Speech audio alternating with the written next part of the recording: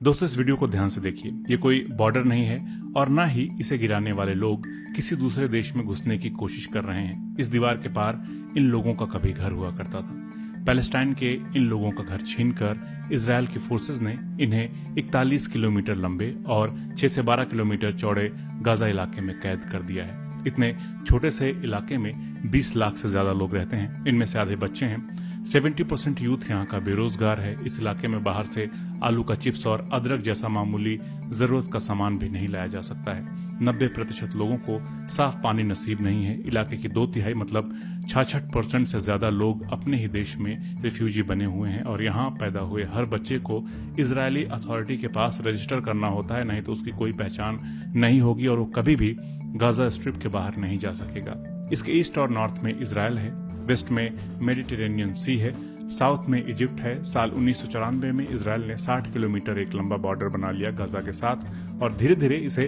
Upgrade करता रहा। इस बॉर्डर की दीवारें 7 मीटर से भी ज्यादा ऊंची हैं। इसमें सेंसर लगे हुए हैं, रिमोट कंट्रोल मशीन गन लगी हुई है और कोई सुरंग न बना सके इसलिए बहुत गहरे खोद कर दीवारें बनाई गई हैं। ऐसा नहीं है कि वेस्ट की तरफ समुद्र है तो वहां से गाजा के लोग आ जा सकते हैं, सामान ला सकते हैं, बिजनेस कर सकते हैं, बल्कि उसे भी इजरायल कंट्रोल करता है। पिछले 16 सालों से इजरायल ने गाजा के लोगों को इस इलाके में कैद करके रखा है। इस बॉर्डर की वजह से गाजा के लोगों का मेडिकल ट्रीटमेंट भी बमुश्किल हो पाता है, क्योंकि वेस्ट बैंक के इलाके में गाजा के मुकाबले स्थिति थोड़ी बेहतर है, लेकिन वहां जाने के लिए भी सिक्योरिटी चेक से गुजरना पड़ता है और अक्सर लोगों को मायूस होकर वापस लौटना पड़ता है।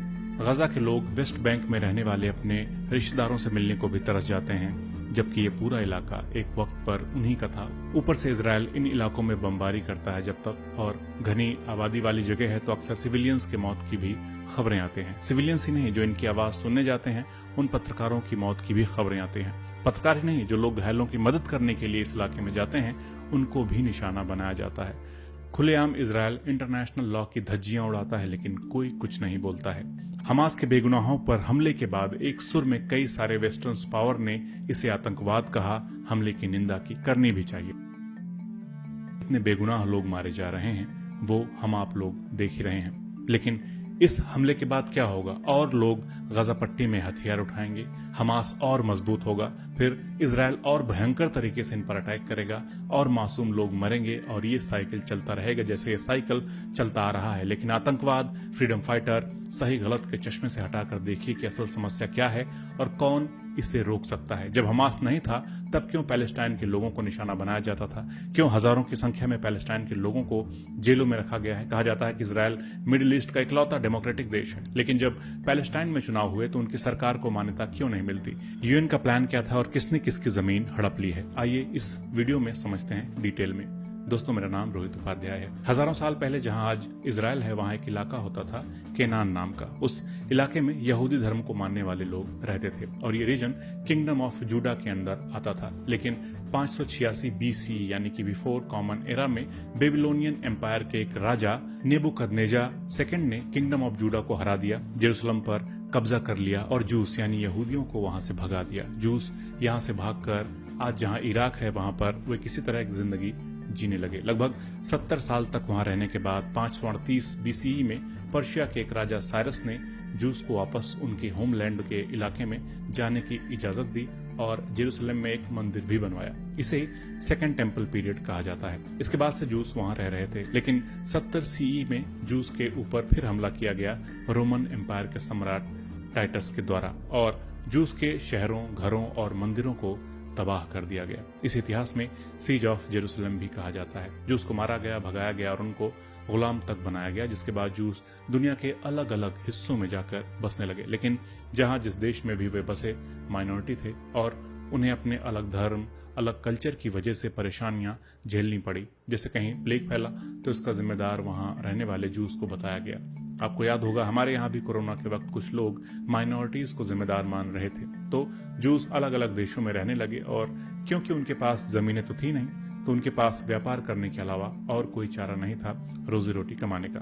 तो वे व्यापार करने लगे और धीरे धीरे व्यापार से पैसे बनाने लगे। उनकी आर्थिक स्थिति मजबूत होती गई और लोग उनसे चिढ़ने भी लगे और कई अफवाहें भी उड़ाने लगे कि वे क्रिश्चियन बच्चों का खून पी जाते हैं वगैरह वगैरह। उनके खिलाफ दुनिया के कई देशों में भेदभाव वाले कानून बने, उन्हें जमीन खरीदने का अधिकार नहीं था वगैरह वगैरह। 1492 में जूस को फिर स्पेन के इलाके से जबरदस्ती निकाला गया, उनको बेइज्जत किया गया और इस दौरान जेरूसलम के इलाके में अरब के मुस्लिम और क्रिश्चियन भी साथ रहने लगे थे। उन्होंने अपना घर बना लिया था, जो कि नेचुरल है। अब समझना जरूरी है कि जेरूसलम जगह क्रिश्चियन, जूस और मुस्लिम्स के लिए बहुत पवित्र है। क्रिश्चियन मानते हैं कि जीसस को इसी जगह क्रूसिफाई किया गया था, उनको सूली पर चढ़ाया गया था। ये जगह मुस्लिमों के लिए बहुत महत्वपूर्ण है क्योंकि यहाँ पर अल अक्सा मस्जिद है। इस्लाम में मक्का और मदीना के बाद ये मस्जिद सबसे ज्यादा मुकद्दस मानी जाती है। जूस मानते हैं कि यहाँ की जो मंदिर पर्शिया के राजा साइरस ने बनवाई थी और जिसे रोमन सम्राट ने ध्वस्त कर दिया था, उसकी एक दीवार बची रह गई थी जिसे वेस्टर्न वॉल कहा जाता है। इसी वॉल की पूजा यहूदी करते हैं, इसलिए तीनों धर्मों के लोगों के लिए ये जगह बहुत इंपॉर्टेंट है। तो वापस आते हैं, 1492 में स्पेन से जूस निकाले गए। उस वक्त तक पैलेस्टाइन का इलाका ममलूक सल्तनत के अंडर था। फिर 1516 में पैलेस्टाइन की जमीन ऑटोमन एम्पायर के कंट्रोल में आ गई। ऑटोमन एम्पायर में सुन्नी मुस्लिमों का राज चलता था जो तुर्की या टर्की से थे। और ध्यान देने वाली बात यह है कि इस दौरान जूस बहुत कम नंबर्स में थे लेकिन रह रहे थे पैलेस्टाइन के इलाके में, और कह सकते हैं कि शांति से रह रहे थे, लेकिन पूरी दुनिया के अलग अलग हिस्सों में उनके साथ भेदभाव होता था। माना जाता है कि जीसस का जन्म एक जू परिवार में ही हुआ था और जू लोगों ने ही जीसस को क्रूसिफाई किया था। इसलिए भी जूस को कई देशों में मुश्किलों का सामना करना पड़ता था। इन परेशानियों से तंग आकर 1800 के आसपास जूस लोग साथ आए और अपना खुद का एक अलग देश बनाने का सोचने लगे। इसी आइडियोलॉजी को जायोनिज्म कहा जाता है। साल 1897 में स्विट्जरलैंड में जायोनिस्ट कांग्रेस ऑर्गेनाइज किया गया और तय किया गया कि पैलेस्टाइन के इलाके में वे अपना देश बनाएंगे। इसके बाद धीरे धीरे पूरी दुनिया से जूस पैलेस्टाइन के इलाके में मूव करने लगे। उधर पैलेस्टाइन में रह रहे अरब मूल के बहुत लोग भी ऑटोमन एम्पायर से तंग आ चुके थे क्योंकि उन्हें भारी टैक्स देना पड़ता था। पूरा राज तुर्की से ही चलता था। तुर्की और अरबी मुस्लिमों के कल्चर, लैंग्वेज में बहुत अंतर था, तो वे अपने को अलग थलग महसूस करने लगे थे। 1914 में वर्ल्ड वॉर 1 की शुरुआत होती है और ऑटोमन एम्पायर के खिलाफ यूके और फ्रांस लड़ रहे होते हैं। ये दोनों देश अरब के अलग अलग ग्रुप्स को जो ऑटोमन एम्पायर से नाराज थे उनको बगावत के लिए उकसाते हैं, सपोर्ट करते हैं और उनको सपने भी दिखाते हैं कि ऑटोमन एम्पायर की हार के बाद उन्हें आज़ादी मिलेगी और वो अपना एक अलग देश बना सकेंगे जिसे अंग्रेज और फ्रेंच सपोर्ट करेंगे। इसी दौरान अंग्रेज और फ्रेंच मिलकर एक दूसरा वादा करते हैं जूस से कि अगर जू कम्युनिटी, जो कि पैसों से मजबूत थी, दुनिया में इन्फ्लुएंशियल थी, खास करके अमेरिका में, अगर वो उनको सपोर्ट करेगी तो अंग्रेज जूस के लिए पैलेस्टाइन इलाके में एक अलग देश की मांग को सपोर्ट करेंगे, अलग देश बनवा देंगे। अरब के ग्रुप्स ने भी ब्रिटिश और फ्रेंच को सपोर्ट किया और जूस ने भी। कई जूस तो बाकायदा सेना में भर्ती हुए, रिलीफ कैंप्स लगाए, पैसे दिए, हर तरह से सपोर्ट किया। कई कॉन्स्पिरेसी थियरिस्ट ये भी कहते हैं कि जूस ने अमेरिका पर दबाव भी बनाया था वर्ल्ड वॉर 1 में शामिल होने के लिए, लेकिन हो सकता है कि कोशिश की हो, मगर अमेरिका अपने इंटरेस्ट को देखते हुए 1917 में खुलकर वर्ल्ड वॉर 1 में शामिल हुआ था। उससे पहले ही 1916 में अंग्रेजों और फ्रेंच ने मिलकर साइक्स-पिको एग्रीमेंट कर लिया, जिसमें लिखा था कि युद्ध जीतने के बाद मिडिल ईस्ट को आपस में बांट लेंगे, दोनों देश बांट लेंगे। मतलब मक्कारी की इंतहा देखिए कि जीतने के बाद ना तो अरब के लोगों से वादा निभाया और ना ही जूस लोगों से पैलेस्टाइन का अपना वादा पूरा किया, बल्कि खुद में ही बांट लिया और राज करने लगे। लेकिन जूस ने एक तरह से मान लिया था कि पैलेस्टाइन उनका ही है और वे लोग उस इलाके में मूव करने लगे। इससे जो वहां अरब मूल के लोग रह रहे थे उनमें नाराजगी बढ़ी। उस वक्त दुनिया में बहुत कुछ चल रहा था। वर्ल्ड वॉर 1 के बाद दुनिया को संभलने में कुछ वक्त लगा, लेकिन तभी वर्ल्ड वॉर 2 शुरू हो गया और जूस के खिलाफ यूरोप में एथनिक क्लिंजिंग होती है, उनको मारा पीटा जाता है। हिटलर उन पर बेइंतहा जुल्म करता है। जूस को लगता है कि उनका दुनिया में अपना कोई मुल्क है ही नहीं जहां वे जाकर रह सकें और इसीलिए वे लोग पैलेस्टाइन को ही अपना घर मानकर वहां बसने लगते हैं। इस तस्वीर में आप देख सकते हैं कि 1914 में वर्ल्ड वॉर 1 के वक्त पैलेस्टाइन में जूस की आबादी 10% के आसपास थी, लेकिन 1947 में सेकेंड वर्ल्ड वॉर के बाद पैलेस्टाइन के इलाके में जूस की आबादी बढ़कर 33% के आसपास हो गई। वर्ल्ड वॉर 2 खत्म हुआ, यूके और उसके साथ के देश जीते, लेकिन युद्ध और खर्चे से अंग्रेज परेशान भी हो चुके थे। वर्ल्ड वॉर 2 के बाद दुनिया काफी तेजी से बदल रही थी। 1947 में हमारा देश भी आजाद हुआ था, लेकिन अंग्रेज पैलेस्टाइन का क्या करेंगे उनको समझ नहीं आ रहा था, क्योंकि किसी देश को गुलाम बनाए रखने के लिए भी पैसे, रिसोर्सेज और सेना वगैरह चाहिए होती है। लेकिन दौर बदल रहा था और वर्ल्ड वॉर 2 के बाद सभी वेस्टर्न नेशन अपने आप को पाक साफ मानवाधिकारों के साथ खड़े रहने वाले देश के रूप में दिखावा कर रहे थे। 1945 में यूएन बनाया गया था ताकि ऐसे युद्ध दुनिया में दोबारा ना हो और सभी देश अपनी बात रख सकें, बातचीत के साथ मसले सुलझाए जा सकें। जिस पर भयंकर अत्याचार हुआ था तो उनकी डिमांड थी कि उनका कोई अपना एक देश तो होना चाहिए। उधर अरब जो उस इलाके में पहले से रह रहे थे, उनका कहना था कि अरब देश बनाने का वादा किया था यूके और फ्रांस ने, तो हमने उनका साथ दिया था। अब तो हमारे साथ धोखा हुआ है, जमीन हमारी है, अरब देश तो छोड़ो, ये लोग अब बाहरी लोगों को हमारी जमीनों पर बसा रहे हैं। उनका कहना था कि हमने थोड़ी किया है अत्याचार उन पर, तो हम उनकी कीमत क्यों चुकाएं। लेकिन ब्रिटिशर्स ने पैलेस्टाइन को जूइश नेशनल होम डिक्लेयर कर दिया। अब यूएन ने सोचा कि ऐसा क्या हल निकाला जाए, तो उन्होंने एक कमेटी बनाई और प्लान ऑफ पैलेस्टाइन के तहत इस खित्ते को 2 हिस्सों में बांट दिया। एक देश जूस के लिए जिसका नाम इजराइल होगा और दूसरा देश अरब के मुस्लिमों के लिए जिसका नाम पैलेस्टाइन होगा। क्योंकि जेरूसलम क्रिश्चियन, जूस और मुस्लिम्स के लिए बहुत इंपॉर्टेंट है, इसलिए उस पर यूएन का डायरेक्ट कंट्रोल रहेगा। लेकिन हमारे भारत देश ने उस वक्त इस प्लान को सपोर्ट नहीं किया था। इंडिया चाहता था कि एक फेडरल स्टेट बने, मतलब देश एक ही हो लेकिन उसमें राज्य अलग अलग हों, पावर सिर्फ सेंटर के पास ना रहे। और भारत ही नहीं, यूएन के इस 2 स्टेट प्लान को अरब मुस्लिमों और बाकी अरब मुस्लिम देशों ने इस प्लान को नहीं माना था। उनके मुताबिक ये वेस्टर्न देशों का एक सोचा समझा प्लान है।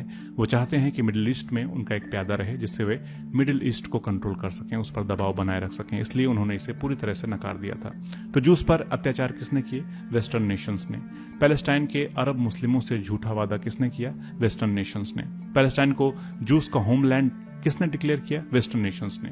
तो गलती किसकी हुई? वेस्टर्न नेशंस की। और इस गलती की सजा किसे मिल रही है? फिलिस्तीनियों को। तो 29 नवंबर 1947 को पार्टीशन प्लान यूएन में पास हुआ और अगले ही दिन 30 नवंबर को पैलेस्टाइन अरब लड़ाके और जूस लड़ाकों के बीच भयंकर जंग छिड़ जाती है। जूस लड़ाकों के पास बढ़िया हथियार होते हैं, वे बेहतरीन ट्रेन भी होते हैं, क्योंकि 1920 से ही पूरी दुनिया के जूस मिलकर इजराइल बनाने का प्रयास कर रहे थे और उन्होंने एक पैरामिलिट्री ऑर्गेनाइजेशन बनाई थी जिसका नाम था हगेना। जो जू फौजी रह चुके थे, युद्ध लड़ चुके थे, उन्होंने बाकी के जूस को युद्ध में ट्रेन किया, विदेशों से हथियार मंगवाए, पैलेस्टाइन के इलाके में बाकी दुनिया के जूस को घुसाया, उनकी मदद की और अपनी कम्युनिटी का डिफेंस करने लगे। इसके अलावा उन्हें पश्चिमी देशों का सपोर्ट भी था। तो 1947 की लड़ाई में जूस लड़ाके भारी पड़ते हैं। लगभग 6 महीने बाद 14 मई 1948 को इजराइल अपने आप को एक स्वतंत्र इंडिपेंडेंट देश घोषित कर देता है और बाकी के अरब देश उस पर हमला कर देते हैं। लेकिन इजराइल अकेले इन सभी अरब देशों को हरा देता है। जाहिरन इसमें दुनिया के दूसरे ताकतवर मुल्कों ने उसका साथ दिया, जैसे अमेरिका ने उसे हथियार दिए,